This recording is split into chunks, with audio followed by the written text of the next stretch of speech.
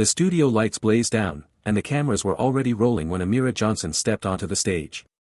Just 12 years old, her neat braids framed a face both nervous and determined. She clutched her invitation, the glossy card trembling slightly in her hand. Her seat was waiting, front row, reserved for her as a rising scholar chosen to represent young voices in education. But before she could slide into it, a polished heel swung out across the aisle, blocking her path like a barricade. Linda Hayes, a middle-aged white woman in a fitted red dress, leaned back with a smirk, her legs stretched deliberately. "Not here, sweetheart," she said with a tone sharp enough to cut glass. "This seat isn't for kids like you." The words hit harder than the camera's glare.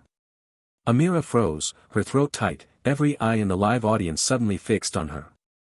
The host's microphone crackled awkwardly, but no one intervened. A muffled cough. A camera operator shifting uneasily. Amira looked down at the card in her hand, then back up, eyes glistening but unblinking. She whispered, almost pleading, "This is my seat, it has my name." Linda chuckled, her voice carrying clearly across the studio. "Names can be printed on anything.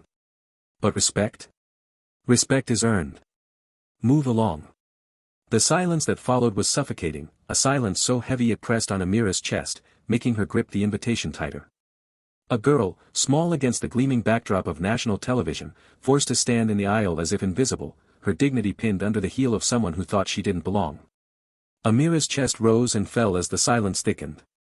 Every second dragged like an eternity, every gaze in the audience drilling into her skin. The cameraman shifted, the lens zooming in on the conflict, and somewhere in the crowd a whispered gasp escaped. Linda tilted her head, enjoying the moment, her voice ringing out with theatrical disdain. "Do you really think a child belongs in the front row of a national broadcast?" she sneered, each syllable clipped, deliberate, like a gavel slamming down. Amira's fingers dug into the glossy card, her knuckles whitening. Her lips trembled, but she stood her ground, whispering again, "This was reserved for me." The host shuffled nervously with his cue cards, glancing between the two. No intervention. No protection. The lights glared hotter, the space around her felt smaller, tighter, like she had been shoved into a corner without moving an inch. Linda shifted her leg further across the aisle, her heel tapping the polished floor in a rhythm of control. "Seats like these are for leaders," she said sharply. "Not little girls playing dress-up." The words sliced through the studio, leaving a trail of humiliation. The crowd murmured, discomfort spreading, but no one spoke up. A man in the second row looked down at his phone. A woman beside him pursed her lips, avoiding eye contact. Inside, Amira's throat ached with a cry she refused to let out. She thought of her mother's words that morning, "Hold your head high, no matter what they say." So she did. She raised her chin, though her eyes shimmered. But the wound of Linda's cruelty was already there, a wound magnified by the spotlight, broadcast into countless homes across the country, where millions would now witness a child treated as if she didn't belong. The air cracked with tension.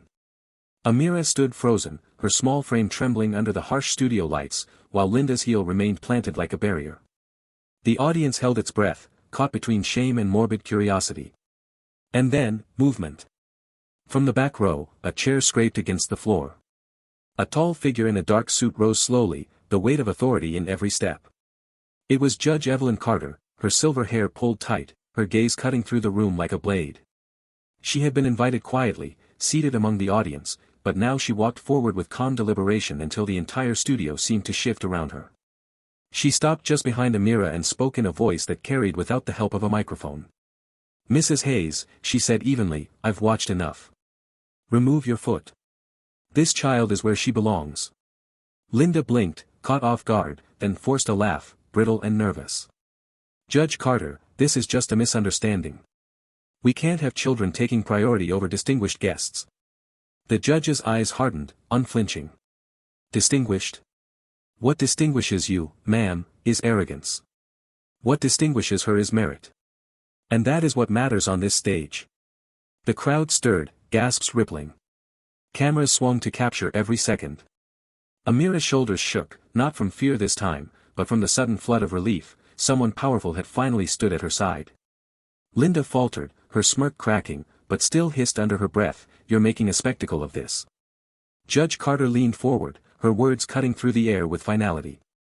"No, Mrs. Hayes. You did. The moment you tried to humiliate a child on national television. And in that instant, the balance of the entire room flipped. For the first time, Linda's composure fractured. She drew her leg back slowly, the sharp click of her heel against the floor echoing like a retreat. A wave of murmurs rose from the crowd, louder now, emboldened by Judge Carter's words. Some clapped quietly, others whispered in outrage, phones lifted higher to capture the confrontation. The host shifted uncomfortably, then straightened, sensing that the tide of the broadcast had turned. Amira moved forward hesitantly, her invitation card still in her grip. Every step felt like walking out of a shadow into light. She slid into the seat that had been hers all along. The studio seemed to exhale as she settled in, her back straight, her eyes forward.